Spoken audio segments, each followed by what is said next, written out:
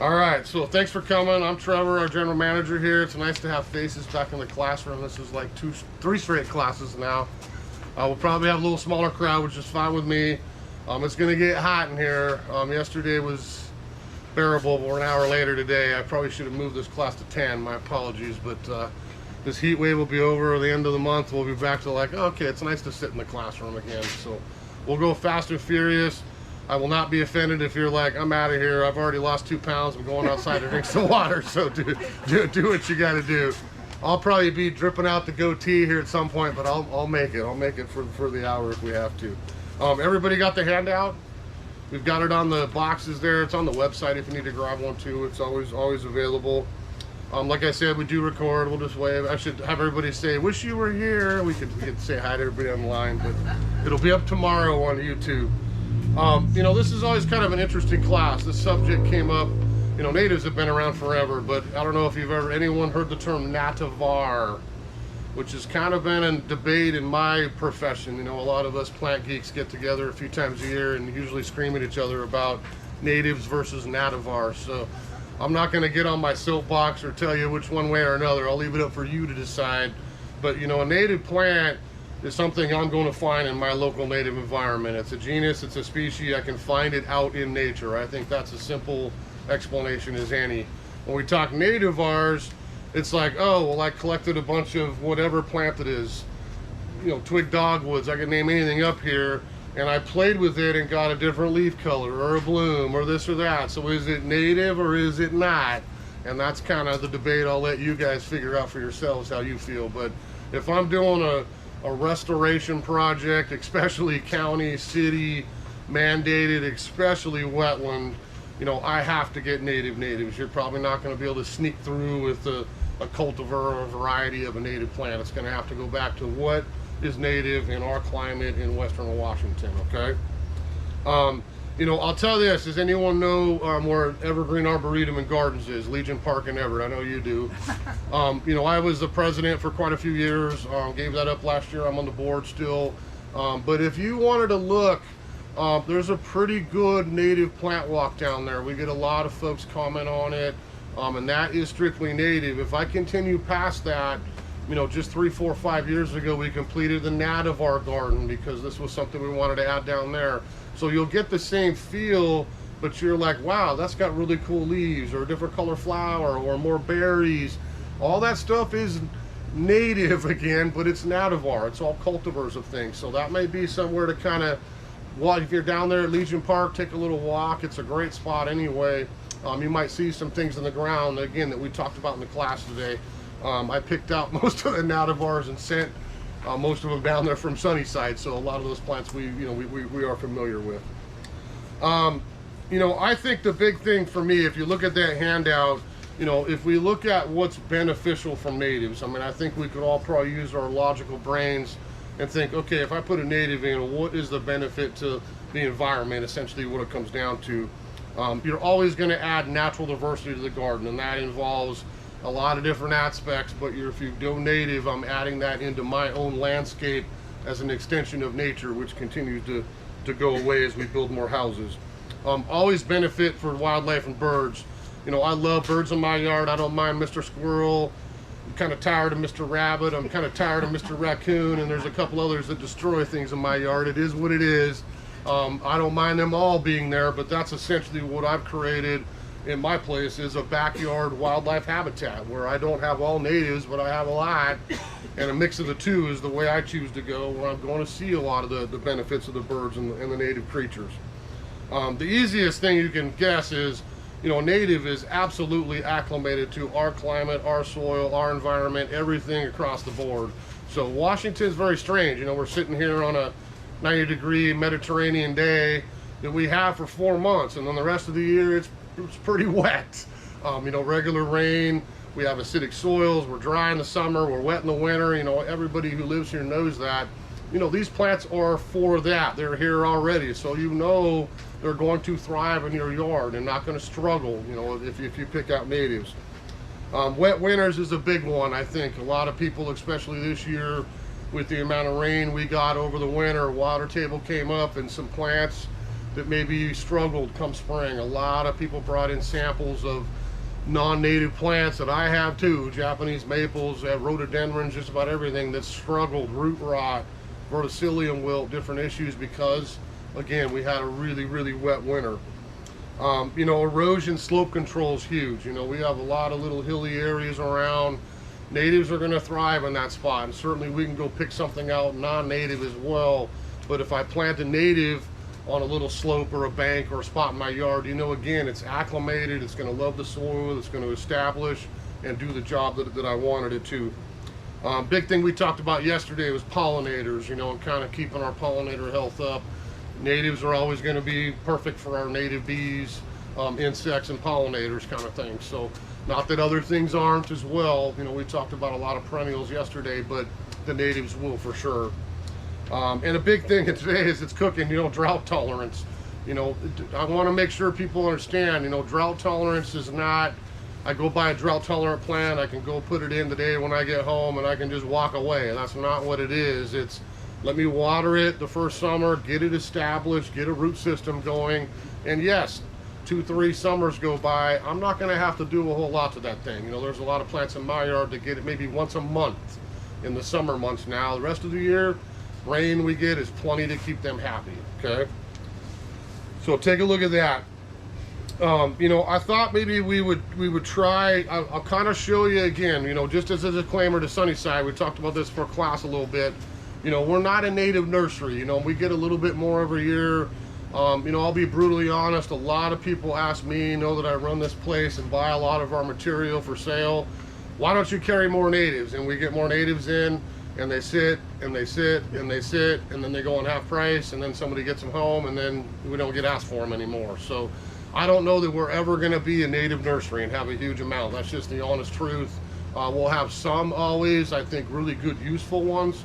But if you are trying to go absolutely 100% native and you want to look at everything you see out in the woods, the ditches, the creeks, everywhere hiking, go to a native nursery. I mean, there's some great ones around here. Woods Creek out in Monroe's one. Go Native down at Shoreline is a newer place. I think they do a pretty good job. Arlington had Bank Savers. I mean, you can find them around, sometimes limited hours, not open all year, you know, that sort of thing. But, you know, especially if you've got a project, you know, again, city, county, state mandated, where we're trying to restore a wetland, a bank, a stream, and you are required to go native, that's the first place I would start. You know, we can get a hold of some things for you. I don't have access to 90% of probably what they would have out at Woods Creek as an example. They're growing their own things and collecting seed and germinating a lot of true natives that way, okay? So if I show you maybe a few things that we do have around, and they're all useful plants, and then I'm going to show you a lot of nativars, because we've got quite a bit of that around, where we have the same plant, but ooh, look at this one's got prettier leaves or better color or whatever the answer is. So kind of some natives kind of in this area here, and a little bit more of shade probably than sun, but a lot of these plants we can use in a few different climates. So everybody probably familiar with snowberry. Everyone's seen snowberry around. You know, so again, a really useful native. You know, I think they probably should get cut back in a yard, maybe more so than they do.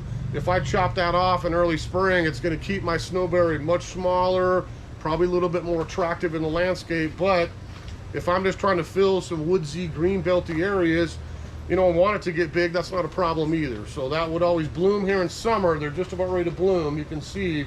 And then I'm going to have white berries come out on that for a little bit of wildlife foraging in the fall as they lose their leaves. So we'll show you some nativars of snowberry that we carry. You'll see the difference in the amount of berries on them, but that is true native snowberry here to Washington.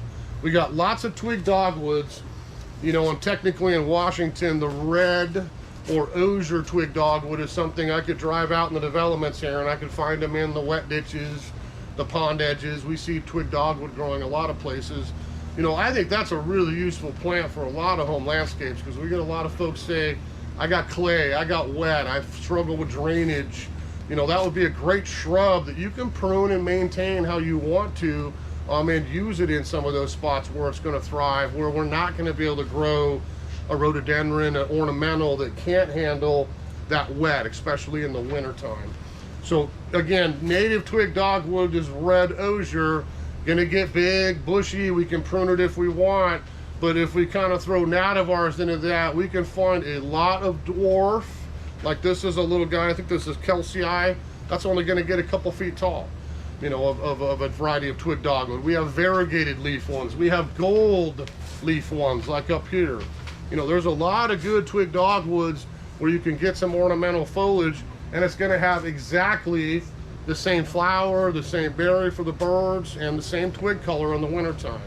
Now we get yellow twig, not quite as native, we have that around, but same idea for growing, and then a lot of ones with orange as well, and you can look at the amount. There's probably 30 or 40 nativars or cultivars of twig dogwood out there too, so that's a good useful one. If we look at maybe a couple more shrubs here, we look at something like currant. I'm not going to show you the tag as I don't have any red currant left. This is a white one, but this is flowering currant. Many of you have probably seen that plant. Red flowering currant is native to Washington. That's a really cool early blooming shrub, great for the hummingbirds, you know, as they want to come in and get a little early nectar. You know, you can find red flowering currant at almost every nursery. We get 50, 60 of them in every January, February, and have them for sale all through the bloom time. But that's a big shrub. You know, I'm not going to have a currant and keep it this big. I want something probably as tall as me, 6 foot, maybe even a little wider. We certainly can prune them, but great yellow fall color, really pretty hanging red, bright reddish pink flower. The hummingbirds will love the nectar as kind of an early pollinator source as well. But flowering currant's one to check out. If you look at wax myrtles, anyone grown wax myrtle? Anybody? So this is Pacific wax myrtle. Some people call it California wax myrtle. It's native more out on the coastal regions, Northern California, all the way up into southern BC, honestly. But this is a really useful evergreen. Again, drought tolerant, really easy to grow. Take salt spray if you live on the coast. We have these down at the Arboretum. You'll see some big old boys that have been there about 20 years. I can clip this if I want, or I can let it get into a kind of a small tree shape. But this is something that would give me evergreen, pretty good drought tolerance, and a big plant. A lot of native folks might use this as a hedge. You know, block the neighbor. You know, don't go buy the English laurel. I'd rather have something native that gets big and bushy. We would look at something like the wax myrtle that would serve that kind of same purpose. How big do those get? If I let that go, you'll probably get up 10-ish, 12 feet, and 12. You got some time to watch it grow, probably 12 by 12 as you get an old plant. That's a big bushy evergreen. Yeah, it's really easy to clip, kind of whatever size you like them. If we look at Oregon grapes, now everyone knows Oregon grape, that grows everywhere here. There's a lot of kinds of Oregon grape. I'm out of the taller ones right now. We'll have some Oregon next week. When we carry a lot of that through the winter, early spring. But say if I want Oregon grape up, you know, waist chest level, I'm just gonna buy Mahonia aquifolium, just a native Oregon grape. And again, I can prune it if I want. Beautiful yellow flower in spring. Again, a great one for nectar for the early bees, the hummingbirds. Easy plant to grow, sun, shade, kind of everywhere in between. You've seen Oregon grape probably growing anywhere around here. So that's the tall one. I was able to get some more of the low ones in, and if I'm trying to do like kind of an erosion spot, fill up something lower like a little shrub or ground cover, we've got creeping Oregon grape, Mahonia repens. That's a nice attractive little evergreen, same flower, blooms coming out of winter, but this would be much lower, like shin level, and would spread with roots and naturalize a little area. And I really like the leather leaf Mahonia. This is another creeping type. It's got great color on the leaves, same yellow flower, super drought tolerant. That would be another option as well for the Oregon grapes. Do I need to talk about salal, or you guys had enough salal? You probably skipped salal, right? That one grows anywhere. You've seen that stumps, ditches, roads, sun, shade. I think I've seen salal growing just about anywhere in the Pacific Northwest. What about leucothaway? They call this coast leucothaway. You know, again, we don't carry straight, you'll see on the list, leucothaway axillaris. That's just a plain species. You can find it around. We get it once in a while if you want to go native. But I see zero difference between any of the nativars and coast leucothaway except for foliage color. Same bloom, same everything, same growth habit. but this is one that we would find again more out towards the coastlines, growing in woodland gardens, shade, sun, just about anywhere. But they are nice evergreens, nice little low bushy habit, you know, maybe 2-3 feet tall, 4 feet wide. This is one called Scarletta, just because it's named, because I'm going to have bright red new leaves. And the winter time, the whole thing is going to turn kind of reddish color. But you'll see all kinds of cool varieties of leucotha way as we get towards the fall. So even some orangey tipped ones, variegated leucotha way. We'll have quite a bit more coming in here in August and September, because they really do look nice over the winter months, being evergreen with that foliage color. That's another one, pretty good drought tolerance too. That's not one we would get a lot of water on. Now this one I've already been in a debate with a few people on the internet, foxglove. Now I know, maybe some of you know too, you know, foxglove grows everywhere here, right? It's not native to our area. This is an English perennial from Europe, you know, 400 or 500 years ago that's made its way over here. But I always include it on the native list, which some other people disagreed with, because it's one of those things, if you were out driving around, you would see these in the Olympic woods, in the ditch, in the garden, anywhere you want. You see foxgloves growing because they've naturalized very well here. It's not the same as English ivy, blackberries, English hollies, things that we don't probably want in our native woods. But I'll leave that up to you to decide. But I think this has kind of found a home here, and because we do see it out growing in the ditches and things, that we would almost classify this as a native plant now to Washington. The biggest thing with foxglove is your color. You know, if I'm going to grow foxglove, all kinds of seed variation. I can buy a certain color if I want. You'll see the same variation out in nature, a lot of different colors. But it's a tall grown perennial. You'll see foxglove up sometimes almost as tall as me when they're in bloom.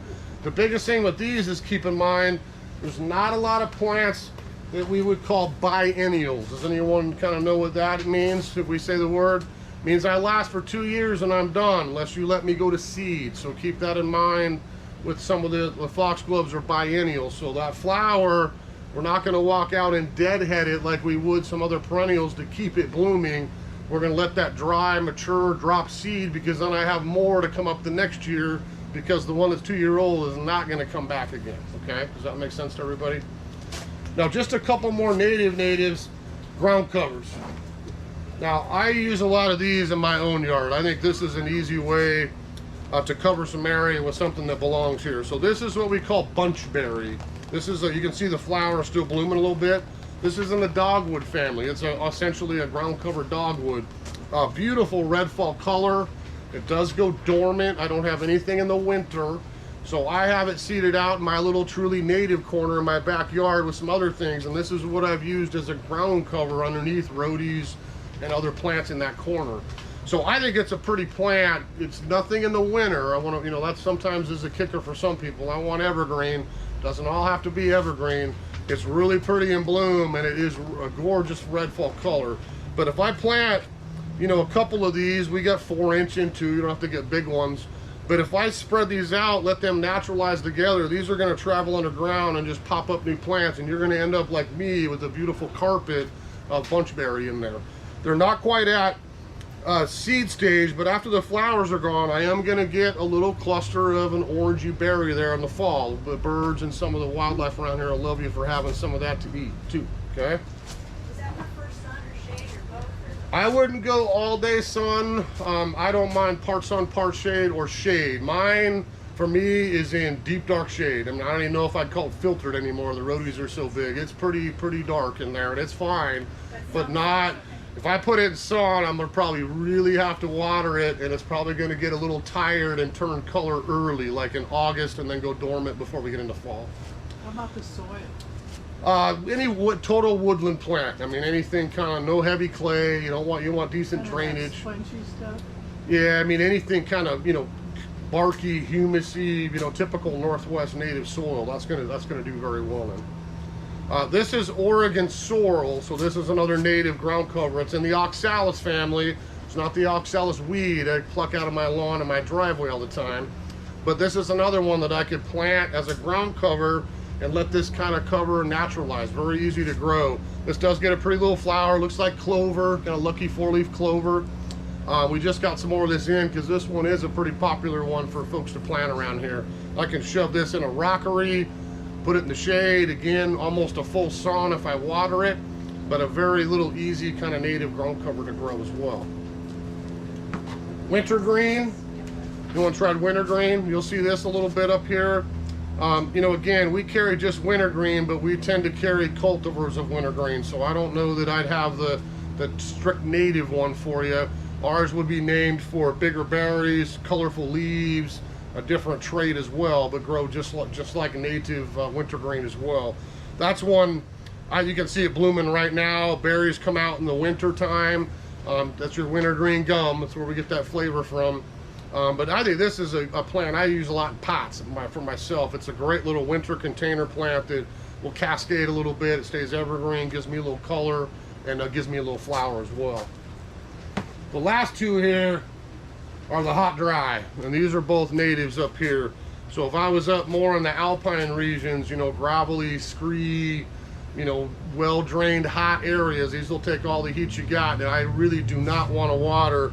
These last two are pretty good choices. This is Sedum spathiphyllum. This is Cape Blanco, it's gray, but these are the ones we would find out growing native in some of our high alpine rock areas. Super hardy, super heat tolerant, and zero water, but I have to have good drainage. This is not one we're gonna get wet. We wanna keep that up dry, slope, or kind of a rock garden situation. And then I love Louisias. I found quite a few of these over the years in different colors from my own rockery. This is a plant, I don't know if I've watered any of mine in 8 or 9 years now in the summer. They just kind of live plugged in rocks here and there if you've got a hot area. Beautiful flowers. You can find a lot of variation in nature and at a nursery as far as your color choices. They've simply named this, I think, the Sunset strain, or Sunset series. So I could have 12 of these, and every flower is going to be a little bit different color on it, just because that's what we would find out in nature as well. So that's Louisia, one of our little native succulents. All right. So that's kind of, I almost forgot, we got ferns. That's our native. We all got ferns in the yard, right? So the three we carry that I think are really useful, and I have all these in my garden. Mother Nature left me a couple of one. I'm not a big sword fern guy, but that's usually one everybody has. I love deer fern. You know, this is Blecknium or deer fern. I have a big old clump of this in my little native garden at my house. It's actually surrounded by the bunchberry and some other things there. But it's a pretty evergreen fern. I cut mine off, usually, maybe it's not every spring, but I'll just kind of chop it off as the new fiddleheads come up, and I've got a brand new plant to enjoy every season. It's not super huge. You know, the upright fronds come up every year and then kind of fold over, but I might end up with a, 2 foot tall. My old ones maybe 3 foot across. But again, shade, woodland garden, morning sun's fine. We don't have to go all day shade. Deer fern would be a great evergreen fern choice for you. Everybody's seen sword fern. You know, that's the bushy creature. I could probably take a hike around here and find like 100 of them within the property next door. Sword fern grows everywhere, and again, if you have these, I think an annual cleaning up, or maybe every other year, just cut the whole thing down. Don't be bashful. The fiddleheads will start over. You'll have a brand new plant. If they're looking tired, let them rejuvenate in the springtime. That's a really easy one to do. And then really pretty for texture, I think, is some of the perennial ferns. So this will go dormant in the winter, but look at that northern maidenhair fern. We see that growing all over the woods around here. That's a beautiful little fern for the garden. We probably sell more of this one native plant around here than anything, because everybody loves ferns. No, they do well here, but that is one, again, I would absolutely find out all over the place. That is our native maidenhair fern. Okay, so I think that covers our natives, and we'll kind of show you a few derivatives off some natives. You saw on that list I made, I listed a bunch of probably too many things towards the end, where you're going to see kind of some examples of useful plants that I like that are native, and then a list in that little paragraph of 4, 5, or 6 little cultivars that you'll tend to find around. It goes back to me to nativar, and again, we're not going to get into a debate on what's native and not, because I think everyone agrees if I find it in nature, it's native. If I don't, probably not strictly native. Nativars we're bred for gardeners. I mean, me, you, everybody who likes maybe native plants, but you know, wants less disease or wants more bloom or wants a different color flower or likes a different color foliage is a big one with me personally. I like cultivars of natives like, wow, I love yellow. Instead of the green, I've got something that pops in the yard. You know, am I going to get 100% of the benefit of being native? You know, maybe not. You know, is it the same seed or the flower? Yes, most of the time it is. You know, I think that's the debate is that native little squirrel going to grab the nut, or is the bird going to like the flower quite as the same as the strict native species? So you'll see a lot of fun nativars up here, and you know, some of these I've included in my garden. A lot of them are more manageable in size and scale, probably for home gardeners versus being out in the native woods. So if we kind of start, I'll just kind of point out a few things here. So everyone knows vine maple, right? You know, that's our native tree. Vine maple grows everywhere in Western Washington, even into East, it's South, it's North. It's a really easy tree to grow. Great fall color, more than one stem. You know, typically doesn't overpower a yard, you know, for a quote unquote shade tree. You know, it's manageable in size. You know, you can prune it into one trunk. I like the 6, 7, 8 trunk, you know, thing. Kind of gets a nice structure to it. But you know, we have native vine maple. I mean, that's an easy one. We're always going to have that around here. I think that's a great example. If we look to this corner, what do I have right here? You know, same leaf, same plant. This is vine maple. This is one called Pacific Fire. What's the difference? I look at that wood color. Same fall color, same growth habit, nothing changes except for now, when I get to the winter time, my leaves have dropped. I look out and I have coral colored bark to yellow. So I've got added interest in the winter time. You know, that's a great example. Or I brought another one in. We probably have 6 nativars of vine maple around because it's such an easy plant to grow here. This is one called Little Gem. You know, I could show you a big one we have in a pot if you're interested after. This is a much smaller leaf, grows like a thick shrub, doesn't get as big, looks really cool in the yard, and it is a vine maple, but again, different, a little bit different than our native species. You know, we've got Burgundy Jewel. Another one, maybe I like that exact plant, but I'd like purple on my foliage. Now we've got that color as an option as well. And it's again, the same seed, the same plant. You know, nothing changes except I'm not gonna find this growing out in the woods. I'm not gonna find that growing out in the woods. It's just something that would serve as a substitute maybe for some homeowners like that. If we took another easy one, everybody recognize that. Western red cedar. Who doesn't have western red cedar? If you don't have one, your neighbor probably does, and you've got them all over the place. We could walk out here and I could probably point out 20 of them out the back door. But does everybody have room for, you know, 50 feet tall, 40 feet wide on a western red cedar? I don't. I'll raise my hand in my yard, never. No way. I'm not going to give up that whole garden to have one cedar tree take up all my water and eat up the yard. So green belt, larger yards, great. You know, do the native. But there's a lot of really cool western red cedars now that don't get that big. We can go narrower, we can go shorter, we can go bushy.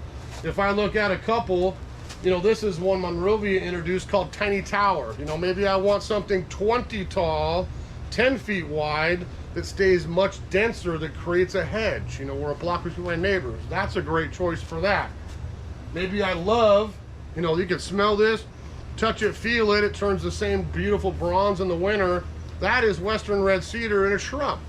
You know, this is one called Green Bullet or Grünkugel they call it.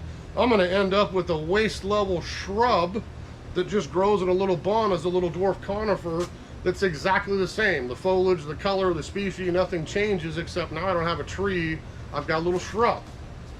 If we really wanna go funky, you're not going to believe me, that's a western red cedar, but there's a really strange western red cedar. So this is one called whipcord. Looks like dreadlocks, you know, bad haircut, if I had any hair, anything like that. But this is just a fun little plant. You know, it's like, no, but trust me, it's a western red cedar. When people come see your yard, but it's never going to grow into a tree. It's going to be a fun little shrub as an accent plant in the yard, okay? So maybe as a, you know, as a cedar is a good example of that. If we look at, you know, everyone knows Sitka spruce. You know, where I always smile when I say that word because I got a little 7-year-old and we hike a lot, and he calls it Sitka Bruce. So it's always Sitka spruce. Can we go see that big Sitka spruce tree again? Sure, bud, let's go. So again, Sitka spruce is probably, besides coast redwood down in California, one of the largest evergreens you could ever see. I mean, there's some monsters out towards the Oregon, Washington coast. Do I have room for that? No. Is it a great spruce tree? Easy? Yeah, it's a great tree. So we would look for nativars of that. We carry quite a few. This is a great one called papoose. So there is a perfect little dwarf miniature Sitka spruce that would be native. This is only going to grow maybe 8 feet tall, 6 feet wide. I can clip it.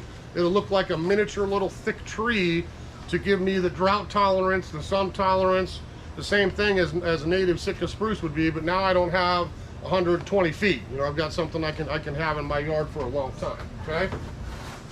If we look back here, everybody recognize that foliage? Look like hemlock, right? So around in Washington, you know, we've got mountain hemlock, we have western hemlock, and we start to be the bottom range even of some of the Canadian hemlocks. Again, all gigantic native evergreen trees. They're great to have in the woods, green belts and areas. Maybe we do have some, but if I was out hiking, I'd find all those in the yard, maybe a little too big for some people. So if we take this one, should pull him out here so you can see him. If you can see him on the table there, you know, he's kind of cousin it, right? Grows up, when I stop staking him, he comes back down and he's a really cool little weeping plant. But that's a small weeping version of western hemlock called Thornsons.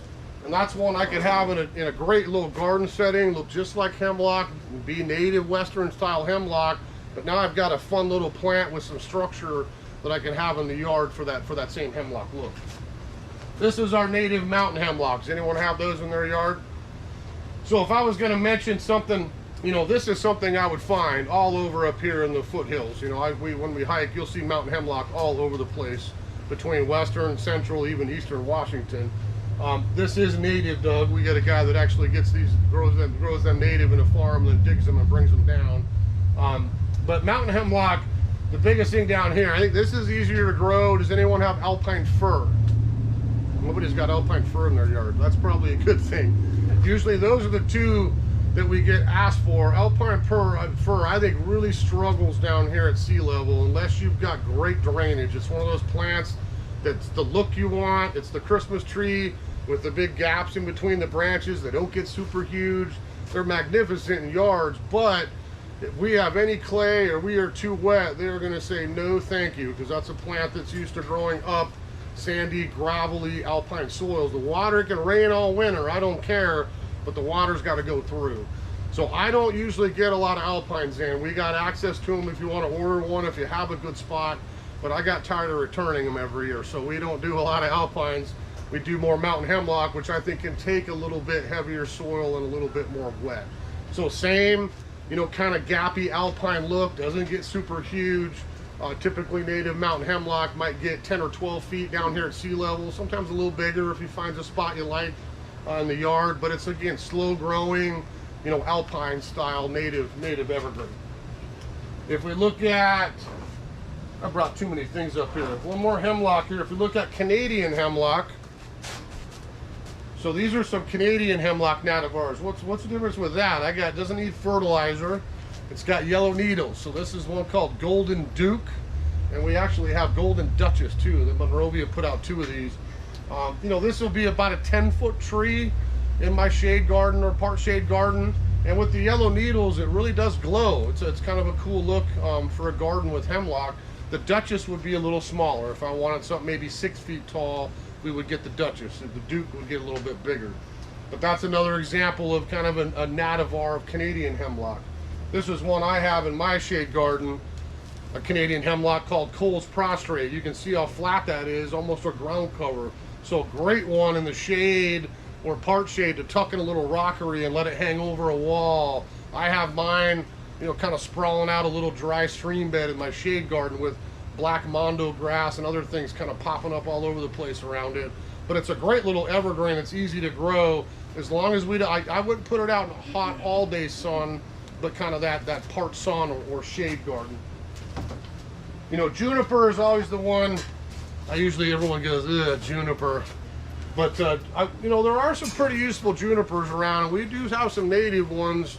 Not so much right here, you know, in Puget Sound area, but out on the coast, a lot of shore junipers take the salt, erosion control, take the heat. It takes zero maintenance. And other side of the mountains, we do a lot of hot, dry junipers. Anyone like gin? I like a gin and tonic in the heat. Who's one today? But gin we get from common juniper. That's where that gin comes from, that berry. So gin we'll see more eastern Washington, eastern Oregon especially. But in the hot, dry side, we would see some of those common type junipers. So again, am I going to carry Juniperus communis here at the nursery?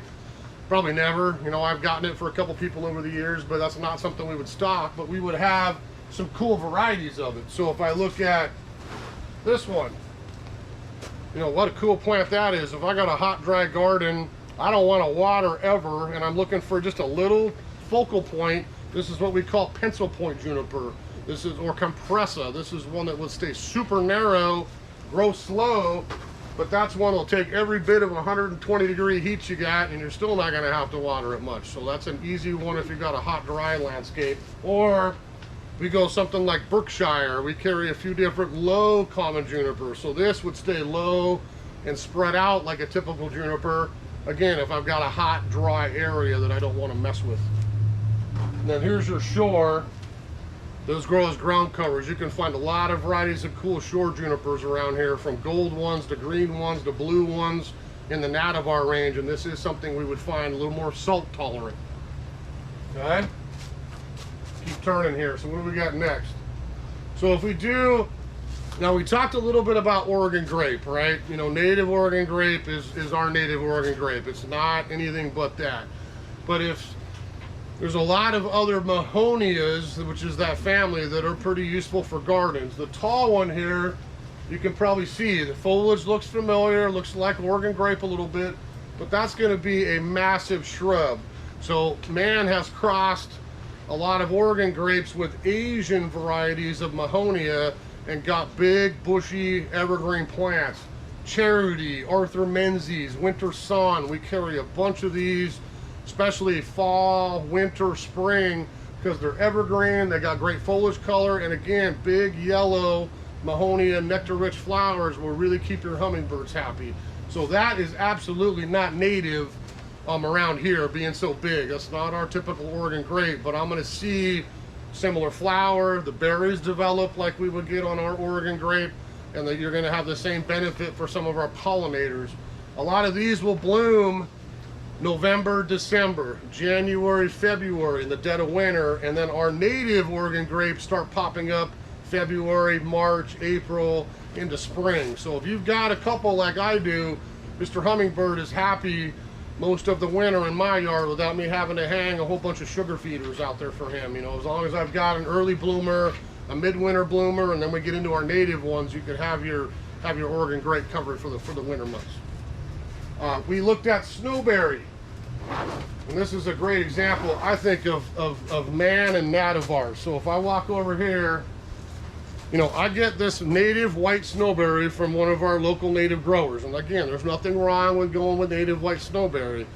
This is a man-bred variety of snowberry called Galaxy. This has got pure white berries, looks just like snowberry.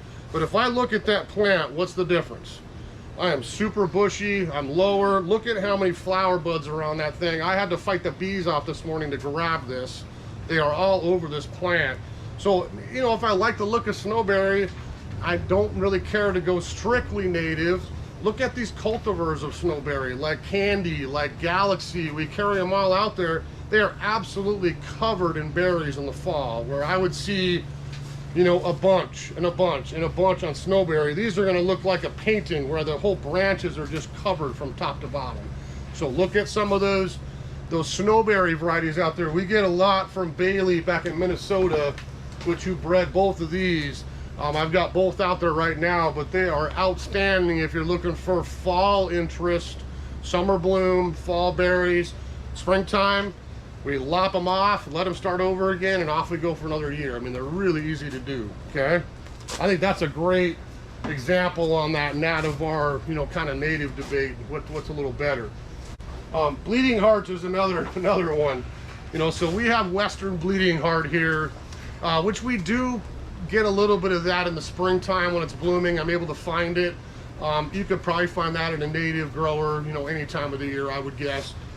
There's a lot of cool bleeding hearts, you know, and again, well, I want the native bleeding heart, the little small one. It's a cool plant. I would never talk you out of growing that, but if I was looking for something with more bloom, colorful foliage, cut foliage, different color flower, you've got a lot of options for different bleeding hearts around for our garden. So perfect plant for kind of that woodland, you know, part shade, part sun, easy grow garden. Now, if you keep them watered, these are not drought tolerant by any means.